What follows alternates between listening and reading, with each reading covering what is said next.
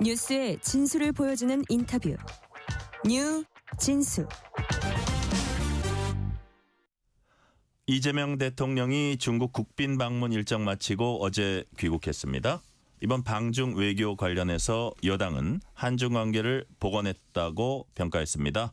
반면 야당은 결과물 없이 이벤트성에 그쳤다고 비판했습니다. 오늘은 국회 외통위 민주당 간사 맡고 있는 김영배 의원과 함께 이 대통령 방중 외교 평가하고 다른 주요 외교 안보 현안에 대해서도 얘기 나눠보겠습니다. 김영배 의원님 어서 오세요. 네, 안녕하세요. 새해 복 받으십시오. 네, 귀한 시간 내주셔서 감사드립니다. 네, 감사합니다. 이재명 대통령 중국 방문 일정 마치고 귀국했습니다. 이번 방중 외교 어떻게 평가하시는지 의원님은 몇 점 주십니까? 저는 95점 95점 드립니다. 매우 높은 점수네요. 사실은 뭐 100점을 더 드리고 싶은데 제가 조금 아쉬운 거 하나는 이번에 K-팝을 비롯해서 네. 사실은 K-컬처를 가서 좀 공연도 하고 했었으면 정말 만점에 만점을 드리고 싶었는데 그 부분이 좀 아쉬워서 사실 네. 95점. 예. 거기에 5점 근데 감점 요인이네요. 예. 근데 굉장히 좋은 성과들을 많이 거두셨다 이렇게 봅니다. 네. 자, 그 현안별로 하나하나씩 이제 짚어보도록 하고요. 자, 일단 뭐 양해각서 14건 체결을 했는데 네네. 장관급 상무 협력 대화 뭐 이런 것도 맞습니다. 있습니다. 비정기적 채널을 정례화했다 이런 의미도 있다고 하는데 이게 경제 분야의 양국 간 협력에 어떤 영향을 끼칠 수 있을까요? 지금 우리가 중국하고요. 네. 2023년 그러니까 윤석열 정부 들어서서 첫 해에 180억 달러 처음으로 적자를 본 이후에 예. 지금까지 계속 적자입니다. 그전 30년간은 저희들이 뭐 막대한 흑자를 받지 않습니까? 네, 네. 그러니까 이게 윤석열 정부 이후로 우리가 흑자에서 적자로 돌아선 이후로 양국 간 관계까지 틀어져 가지고 지금 경제적으로 엄청 저희들이 손해를 보거나 어려운 상황 아닙니까? 이거를 반전시킬 수 있는 중요한 저는 디딤돌을 놨다고 보고요. MOU뿐만 아니고 이제 한중 간의 비즈니스 포럼에서도 MOU가 상당히 많이 나왔습니다. 네. 주요한 기업들 뭐 신세계 그룹부터 시작해서 보니까 이 산업적인 의미가 있는 MOU가 많이 맺어졌거든요. 이거는 네. 정말로 우리 국민들한테도 그렇고 기업들한테 새 종합 선물 세트다 이렇게 말할 수 있을 것 같고요. 네. 제2의 중국 특수를 바라볼 수 있는 그런 중요한 디딤돌을 놨다 이렇게 평가를 하고 싶습니다. 네. 실제로 의원님이 그런 워딩을 하셨군요. 이재명 정부의 국익 중심 실용 외교가 만들어낸 그야말로 새 종합 선물 세트였다. 네. 이렇게 이제 말씀을 하셨고요. 자, 이제 MOU 얘기했는데 그 중에 핵심 광물 공급망 관련된 내용 이게 이제 국가 안보와도 맞습니다. 관련된다고 볼 수 있는데 맞습니다. 자, 지금 현재 단계는 양해각서입니다. 이게 실질적 성과로 이어지게 하려면 뭐 정부 차원에서 또 국회 차원에서 뒷받침할 일도 있을 것 같아요. 우선은 이게 이제 의미가 있는 게요. 네. 일본하고는 핵심 광물 수출을 안 하겠다. 네. 이래 일본이 지금 난리가 났지 않습니까? 네. 그러니까 이렇게 되면 일본 자동차 산업이나 반도체 산업이 잘못하면 주저앉을 수도 있다. 이래가지고 일본이 지금 난리가 났거든요. 그런데 이재명 대통령하고는 네. 오히려 핵심 광물에 대해서 협력하자라고 하는 MOU를 맺었다. 이거는 굉장히 큰 의미가 있는 겁니다. 아시다시피 일본하고 비교해 볼 때 더더욱 맞습니다. 그렇다 이거죠. 히토류 등이 지금 자원이 중국이 외교 무기를 지금 삼고 있고 미국도 사실은 히토류 때문에 중국한테 절제를 매지 않습니까? 예, 예. 그럴 정도고 다가오는 4월에 이제 트럼프 대통령이 중국에서 미중 정상회담의 큰 판에 딜을 앞두고 있기 때문에 네. 이번 정상회담이 사실은 중국 주석이 1월 초에 하는 정상회담은 잘 없습니다. 그런 면에서 보면은 우리 한국 대통령에 대한 극진한 예우를 사실은 보여준 것이고 네. 국가 서열 1, 2, 3위를 다 하루 한꺼번에 만났기 때문에 네. 굉장히 이제 중요한 성의를 보여줬는데 그런 면에서 보면은 국회에서도 저희들이 지금 해외 자원 개발 사업법이라든지 자원 안보 특별법 이런 법들이 이제 산자위를 중심으로 해서 발의가 돼 있는데요.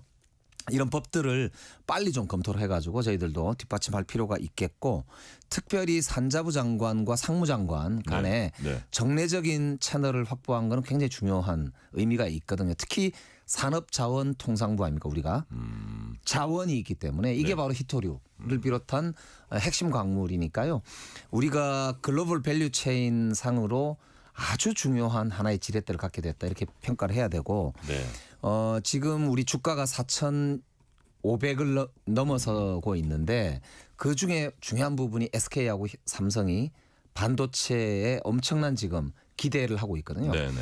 올해와 내년이 지금 최고 수익이 난다는 거 아닙니까? 그러니까 150조 이상 수익이 날 것이다. 이렇게 네. 이제 SK 같은 경우 전망도 하던데 네. 네. 그러려면 핵심 광물을 우리가 확보하지 않으면 불가능하다는 거죠. 그렇기 때문에 저는 뭐 영원한 친구도 영원한 적도 없는 그런 이제 국제사회의 이제 상황을 우리가 베네수엘라 상황을 보면 잘 알잖아요. 네. 이런 상황에서 진짜 실용 해결을 통해서 우리 기업들한테 꼭 필요한 이 광물들을 확보하는 것이야말로 네. 뭐 이념이고 뭐고 다 떠나서 저는 지금 우리가 꼭 해야 될 일을 이번에 중국에서 하고 온 것이다. 네. 뭐 이렇게 보는 거죠. 자, 지금 김 의원님께서는 핵심 광물, 그다음에 이게 이제 글로벌 밸류 체인이라든지 어떤 공급망 이런 차원에서 아주 의미 있는 어떤 그 부분을 우리가 주목해야 된다 말씀해 주셨고요. 자, 야당은 비판을 하고 있습니다. 이번 한중 정상회담을 야당 워딩을 그대로 옮긴 뭐라 그러냐 하면 한한령 북핵 서해 구조물 문제에 중국이 사실상 답을 하지 않았다. 이 대통령이 중국 입장을 앞장서 대변했다. 줄 잘 서라는 경고만 남은 굴욕적 방중이다. 야당의 평가는 어떻게 평가하십니까? 이제 우리 국민의힘이 뭐 비판하고 싶어 하시는 거는 뭐 충분히 이해를 합니다. 저희들도 야당을 해봤기 때문에. 근데 또 조금 인정할 거 인정해 주시면 좋겠는데요. 우선 미중 간의 전략 경쟁이 너무 지금 치열해지고 있는 상황에서 네. 미국에서도 사실은 줄 안 서면 가만 안 둬.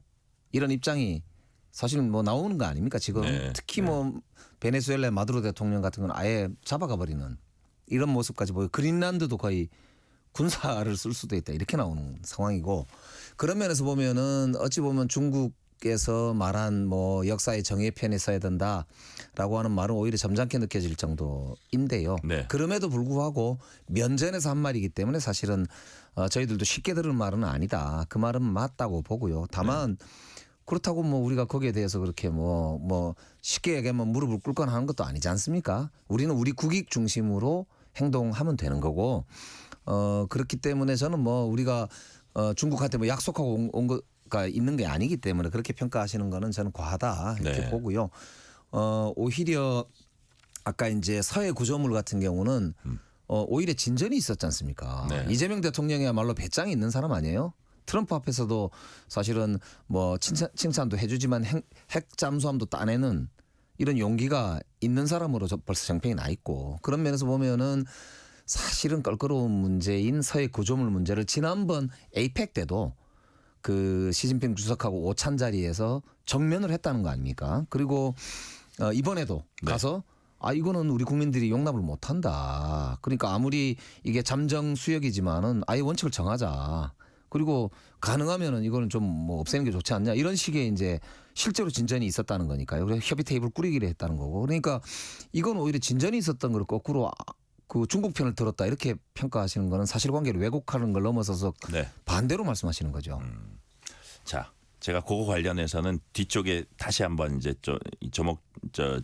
그 구체적인 질문을 하나 더 드리도록 하고요. 네네.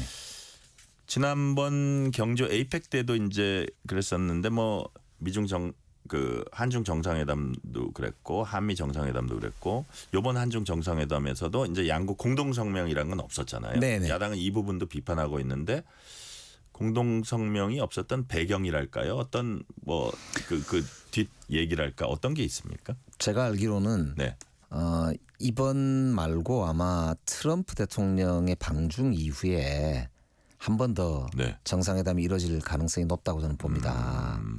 그래서 사실 이번에 왜 1월 초에 이례적으로 잡혔을까 했을 때 가장 많은 추측이 일본하고 한일 간의 정상회담이 1월 13, 14로 확정이 되니까 그 이전에 하자. 중국이 연락을 먼저 해온 거거든요. 좀 서둘러서 하자. 맞습니다. 그러면 중국의 생각은 결국 중일 간에는 우리가 긴장을 감수하겠다. 네. 긴장이 필요하다. 일본에 대해서는 아주 기분 나쁘다. 그러나 한국하고는 잘 풀어서 나중에 트럼프 대통령이 올 때 자신들이 좀 미국한테 네. 뭔가 더 역할을 할 수 있는 그런 입장에 서겠다. 이런 이제 입장이라고 봐야 되거든요. 그래서 우리가 이제 이 대통령도 말씀하셨지만 북한 관련해서 좀 건설적 역할을 해달라. 이렇게 요청도 한 거고 네. 또 중국 입장에서는 따지고 보면 트럼프 대통령이 노벨상에 엄청 욕심이 있는데 중국에 방문했을 때 북한하고 좀 중재를 잘 서달라는 이재명 대통령의 요청에 따라서 네. 우리가 좀 역할을 해보는데 트럼프 대통령께서 좀 해볼 용의가 있냐 이렇게 중재를 서는 듯한 모양새를 취할 수 있는 명분이 이재명 대통령의 공식 요청이라는 점에서 보면 중국도 나쁜 장사가 아니거든요. 그러니까 그런 점에서 보면 저는 이번 방중의 의미 자체가 네.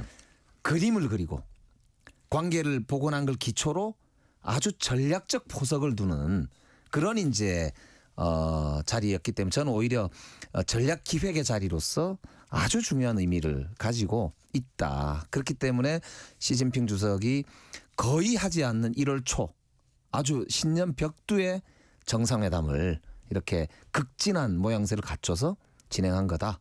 이렇게 보고 있습니다. 지금 의원님 말씀 들어보니까 중국 입장에서는 일본 정상 이재명 대통령이 만나기 전에 우리 먼저 만나자 이런 좀 필요성이 있었던 거고 네. 그러다 보니까 우리 입장에서는 한 4월에 세계 양강이 이제 맞는 미중 정상회담을 할 때 큰 판이 열리죠. 우리의 어떤 요구를 요번에 함으로써 중국이 역할을 하고 중국의 모양새도 만들어주면서 미중 북한과 미국의 대화를 이렇게 좀 촉진할 수 있는 그런 윈윈하는 그런 그 아주 중요한 계기가 됐다 그런 말씀으로 제가 이해가 맞습니다. 되거든요. 예, 그래서 이후에 더욱 기대되는 게 저는 트럼프 대통령과 시진핑 주석이 각자의 어떤 이해관계 때문에라도 네. 미중 정상회담의 타협은 이루어질 것으로 보거든요.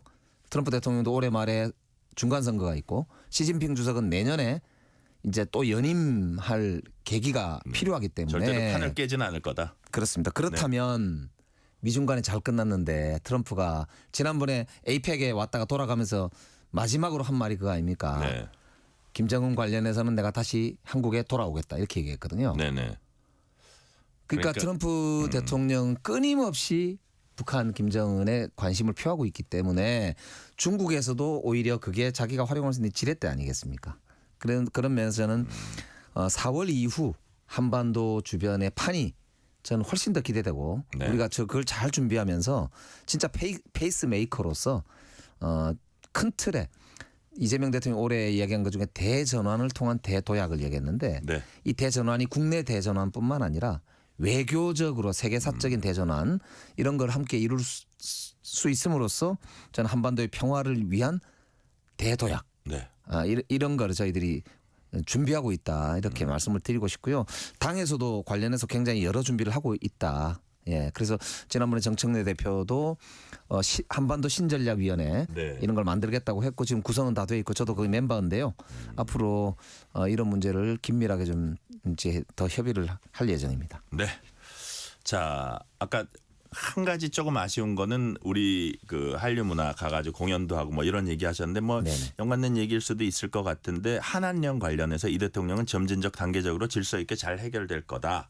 시진핑 주석 뭐 여러 가지 뭐 고드름 얘기도 하고 시간이 좀 걸릴 맞습니다. 거다는 취지로 얘기했어요. 과일이 때가 되면 예. 익어서 떨어진다 이렇게 떨어진다. 얘기했죠. 예. 고드름도 뭐 어떻게 뭐 맞습니다. 시간이 걸린다 그거 녹는 데는 근데 어떻게 보면 반면에 구체적인 얘기는 안 한 거예요.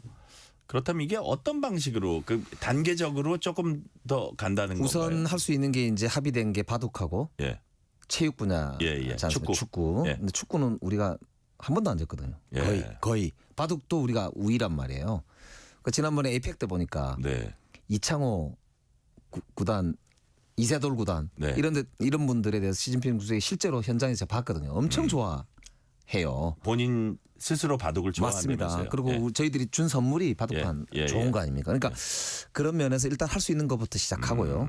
다만 이제 중국에서는 보니까 케이팝이 뭘 겁을 내냐면 이게 아미 BTS 같은 건 아미라고 그러잖아요. 네, 네. 이게 아주 조직화된 형태로 팬덤이 꾸려지면 공산당의 통제로부터 젊은이들이 벗어날 수가 있다. 그래서 옛날에 파룬궁 보듯이 네, 네. 이게 이제 자신들의 어떤 통제 범위를 넘어서서 그냥 막 이렇게 전 젊은이들을 막 동원해서 뭘 할까봐 아, 그런 거 경계하고 있나요? 그게 경계 대상이거든요. 그렇기 때문에 그 부분은 저희들이 사실 이번에 참 아쉽지만 네. 좀 이해할 측면도 있다 이렇게 봐야 되고 단계적으로 저는 풀려갈 거다 이게 확실한 거라고 생각합니다. 예. 네, 의원님, 그 아까 이제 조금 얘기했던 그 서해 구조물 이 네네. 부분 어차피 강력히 얘기해서 이제 협의하기로 했고 이것도 첫 단추를 잘 깬 거 아니냐는 취지로 말씀하셨는데 네네. 뭐 이런 발언들을 해요. 그 우리 쪽으로 뭐 살짝 넘어왔다, 뭐 이런 발언이라든지 아니면 뭐 좀 다른 거지만 북한이 우리 때문에 되게 위협을 느꼈을 거다, 뭐 이런 발언들. 네네. 아, 왜 우리 대통령이 저쪽 대변인처럼 얘기하지라는 또 비판이 야권에서 나오는데 그런 부분은 어떻게 보세요? 그러니까 이게요. 이 수역 자체 특징을 조금 아셔야 돼요. 예, 뭐냐면은 이거는 법적으로 현재 경계 획정이 정확하게 안 되어 있습니다. 네, 양자 간의 합의를 봐야 되는 국제법이 있는데 그게 아직 합의가 안 됐고 6년간 지금 열리지도 않았습니다. 예, 예. 윤석열 정부 때는 아예 관심이 없어가지고 하지도 않았어요. 그러니까 이걸 그 서해 잠정 조치 수역이라고 하는데요. 그 수역에 이제 중국도 우리도 둘 다 권리가 있는 거예요. 그러다 보니까 이게 합의가 안 돼 놓으니까 네. 애매한 거죠. 그래서 이제 발생하는 문제인데 그러다 보니까 중국은 아니 우리가 그걸 뭐 좀 뭘 캐기 위해서 하고 영업하는데 무슨 그거 문제가 없는 거 아니냐. 근데 우리는 아니 그걸 허락도 안 받고 특히 저 뭐야 그거 영업하는 건지 우리가 어떻게 하냐. 예. 이거 안보적인 이슈가 될 수도 있지 않느냐. 요 입장이 부딪히고 있는 예, 예. 겁니다. 그래서 이재명 대통령이 이런 우려를 정면으로 제기했고 네. 이왕이면 우리 국민들이 싫어하는 거 안 하는 게 좋지 않습니까? 이런 이야기를 한 거고요. 그렇기 때문에 가능하면 철거하는 쪽으로 가고 네. 앞으로도 이런 일이 반복되는 걸 방지하기 위해서 선을 긋자라는 말씀을 이재명 대통령이 했잖아요. 네, 네. 그러니까 그 말은 그 뭐 반을 나누든지 해가지고 한쪽은 뭐 알아서 하시고 이쪽은 우리가 할 테니까 그렇게 되면 서로 안 넘어오면 되는 거 아닙니까? 이제 예, 이런 제안이기 때문에 이후에 이제 후속으로 테이블이 지금 국장급으로 돼 있는데 차관급으로 네. 격상한다고 그러니까 좀 한번 지켜보시면 좋을 것 같고 그 테이블이 꾸려지면 저는 성과는 나올 거라고 봐요. 그렇기 네. 때문에 너무 이렇게 좀 비판적으로만 보실 필요는 없다. 그리고 아니 뭐 외교라는 게 또 상대방 칭찬도 좀 해주고 상대방 입장도 들어주는 것처럼 하면서 우리 이익을 지키는 거 아닐까. 그게 실용이겠다. 예, 그렇게 봅니다. 네. 자, 다른 현안 넘어가기 전에 이재명 대통령 말 관련해서 하나만 더 여쭤볼게요. 시진핑 중국 국가주석이 아까 잠시 말씀했었던 겁니다. 역사의 올바른 편에 서야 한다 했더니 뭐 어느 쪽에 뭐 미국이나 일본 쪽에 너무 편중되지 마라, 뭐 이렇게 자세히 예. 봐라, 뭐 이런 뜻으로 많이 해석을 했는데 기자 간담회에서 보니까 이재명 대통령이 공자님 말씀 착하게 잘 살자는 의미로 이해했다. 네. 이게 어떻게 보면 그쪽의 심각한 얘기를 너무 이렇게 막 심각하게 하기보다는 가볍게 넘긴다면서 거기에 너무 이게 뭐 집착하거나 매이지 않는 그 예. 대응으로도 볼 수 있는데 반면에 또 이런 지적도 나와요. 이게 아주 시진핑이 가장 하고 싶었던 얘기인데 거기에 대해서는 너무 가볍게 얘기하는 것보다는 다른 언어라도 조금 진중하게 대응을 해줬어야 대통령이 되지 했으면 않느냐는 더 말씀인데. 좋지 않았을까, 이런 지적도 나와요. 이게 이제 양강대국 미국과 중국을 상대하는 네. 중진국 대한민국의 어찌 보면 고민일 수밖에 저는 없다고 봅니다. 예. 뻔히 무슨 말을 하는지 알지만 예. 또 우리가 거기에 정면으로 대응하기는 또 보다는 우리는 우리 말을 하면서 네. 우리 언어로 우리 의사를 표현하는 게 또 실용 외교의 한 면이지 않나 이렇게 생각하고요. 네. 실제로 이 말은 공자 말씀이거든요. 실제로 공자 말이고요. 그다음에 중국 외교부 대변인이 늘 쓰는 말 중에 인용하는 말 중에 하나인데요. 네. 사실 베네수엘라 대통령 관련해서 우리 정부가 이 저 국제법이라는 단어도 넣질 못하고 외교부 성명을 냈습니다. 그렇죠. 예, 예. 일본은 국제법이라는 말을 썼거든요. 그러니까 일본보다 못하냐 이런 비판을 사실은 하는 분들이 계시더라고요. 예, 예. 그렇게 외교가 예. 그게 어려운 거다. 그만큼 특히 대한민국은 지금 남북 간의 문제도 있고 네. 또 다가올 미중 정상회담과 여러 이제 한반도의 평화 이런 문제가 우리는 너무 절실하기 때문에 네. 예. 그런 외교적 고민 고충. 그런 부분도 말씀드리지 않을 수가 없습니다. 네. 자, 지금부터는 좀 다른 현안 몇 가지 살펴볼게요. 의원님 최근에 쿠팡에 대해서 이런 말씀하셨습니다. 쿠팡 고위 관계자 국회 출석 문제 답변 태도 자료 제출 이거 갖고 이제 좀 국민적인 분노가 있었는데 뭐라고 하셨냐면 한미 동맹의 걸림돌이다. 정말 몽둥이가 모자라다. 이게 이제 귀에 쏙 들어온다는 분들이 많던데 네. 쿠팡이 몽둥이로도 모자라니요. 이게 가장 좀 뭉뚱그려서 보면 우리 국민을 업신여기는 태도 그건가요? 핵심? 그러게 말입니다. 우리 국민들이 이번 청문회 보시면서 얼마나 참담했을 건가 그 생각하면 더 정말 화가 치밀죠. 아니 미국에 상장되어 있는 기업이긴 하지만은 전 세계 지점들이 있는 중에 대한민국에서 90% 40조가 넘는 매출이 일어나는 기업 아닙니까? 사실상 한국 기업이거든요. 네. 그런데 한국의 법, 한국의 국민들의 죽음, 한국 노동자의 어떤 그런 절규 이런 데는 단 한 번 성실하게 답변하지도 않고 자료도 내놓지도 않고 거짓말로 일관하면서 네. 미국의 증권거래위원회는 후닥닥닥 가서 이 거짓말로 낸 보고서를 제출하고 이게 참 제가 정말 이게 뭐 말이 이제 정말 그냥 더 나올까봐 참아야 될 것 같습니다만 네. 저는 오히려 이렇게 말씀드리고 싶어요. 미국이야말로 기업의 천국이고 근데 미국의 기업은 그렇게 노동자를 죽음으로 내몰고도 나 몰라라 하는 걸 그냥 두는 그런 자본주의 사회가 아니거든요. 네. 미국이야말로 노동권을 침해했을 때 엄청난 사실은 징벌을 받는 나라이고요.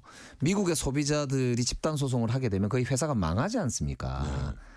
그렇기 때문에 쿠팡이 우리나라 법을 깔보고 우리나라 규제 당국 정부에 대해서 거의 무시하는 거 아니냐 이런 태도가 문제가 돼서 저희들도 그래서 한편으로는 반성한 게 야 우리가 규제가 너무 약하구나. 적어도 이런 정도의 문제가 되는 기업들은 우리가 집단소송법이나 네. 아니면은 징벌적 손해배상제 이런 걸 과감하게 도입을 해서 이제는 네네. 우리도 예. 잘못된 기업에 대해서는 정말 용서하지 않는다라고 하는 철칙을 분명히 세워야만 건전한 시장 경제를 네.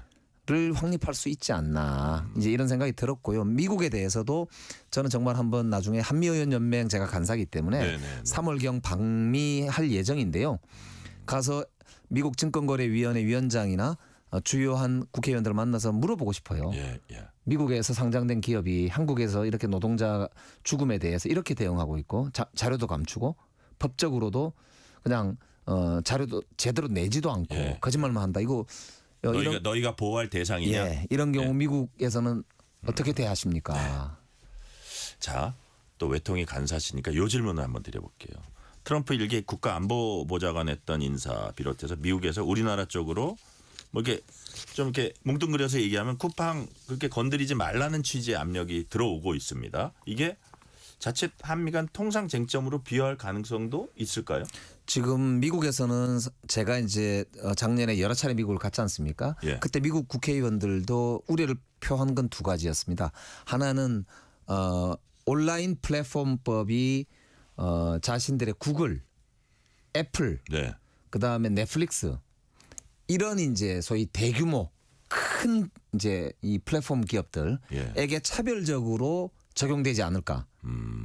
그래서 쿠팡 얘기는 사실은 직접적으로는 저는 들은 바는 없었습니다. 예. 만 대체로 쿠팡은 거기에 올라타서 어떻게 해보려고 하는 것 같은데 예. 어쨌든 구글, 애플 이런 대규모 기업들에 대한 이제 보호를 좀 하려고 하는 그런 이제 우려가 있는 것 같고요. 네. 또 하나는 우리나라 공정거래위원회나 이런 데서 중국 기업보다는 미국 기업에 대해서 좀 차별적으로 조사하고 이런 사례들이 있지 않느냐 예, 예. 이런 이제 우려들을 제기하는 걸 제가 들었습니다. 그때 이제 답변 드린 거는 절대 차별적 대우를 하지 않습니다. 만약에라도 그런 일이 있으면 저라도 우리부터도 그건 법으로 막겠습니다. 이런 말씀을 이제 미국 당국자들한테도 이야기를 했고요. 네. 다만 이제 우리 국내에 있는 공정거래 이슈. 그러니까 미국 기업이라 하더라도 우리나라 들어와 가지고 공정거래를 안 하면 안 되지 않습니까? 예. 그리고 소상공인에 대해서 부당한 대우를 하면 안 되거든요. 마찬가지로 시장 질서를 교란하는 각종의 행위에 대해서는 미국 기업이냐 국내 기업이냐 문제가 아니고 시장의 건전성을 지키기 위한 네. 최소한의 조치이기 때문에 이거는 미국에서도 이해를 해야 된다라고 저희들이 이제 설명을 했는데 그래서 적극적으로 설명을 드리면 저는 뭐 그런 우려는 크지 않을 거라고 보고 다만 네. 쿠팡도 기업이기 때문에 상당히 로비를 하고 있는 걸로 알고 있고요.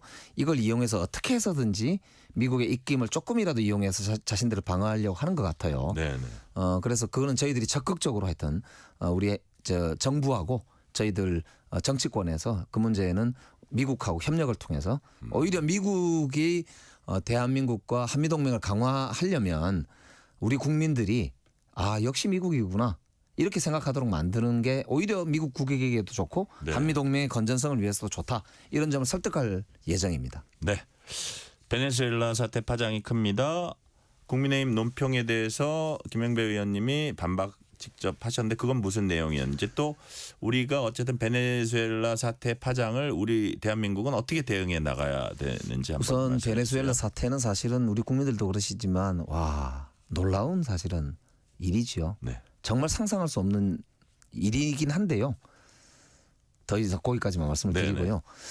그런데 이거를 마치 이제 우리 마두로 정권의 베네수엘라와 이재명 정부의 한국이 똑같은 것처럼 이제 국민의힘에서 논평도 내고 저는 그래서 이 양반들이 어느 나라를 편드는 건지 도대체 알 수 없다 이런 생각이 들었는데 네네. 저는 그래서 이렇게 말씀을 드렸죠.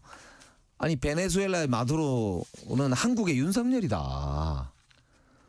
독재하고 쿠데타 일으키고 자기 국민들이 핍박하고 반미하고 네.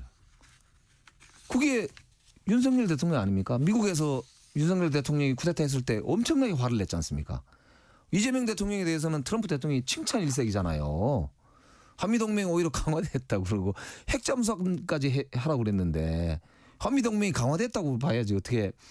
저는 그래서 이게 아무리 비판하고 싶어도 그렇게 갖다 붙이지 마. 너무나 맞지 않는 얘기였다. 안 된다. 예. 그래서 마두로가 있다면 한국에 있다면 윤석열이다. 그렇게 말씀을 드렸던 겁니다. 네.